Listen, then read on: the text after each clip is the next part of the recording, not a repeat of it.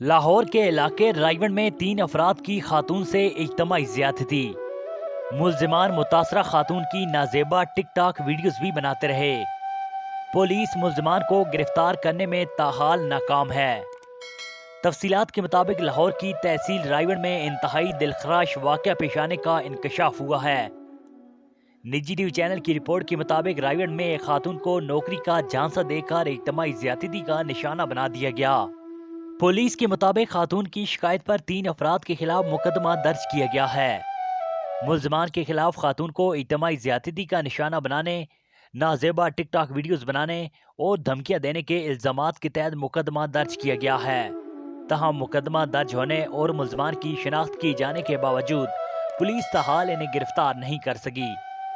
سی سی پی او لاہور نے واقعے کا علم ہونے پر رپورٹ طلب کر لی، جبکہ ملزمان کی گرفتاری کے لیے تمام وسائل بروکار لانے کی ہدایت بھی کی ہے۔ ناظرین، اس ویڈیو کے حوالے سے کمنٹ میں اپنی قیمتی رائے کا اظہار ضرور کیجیے گا۔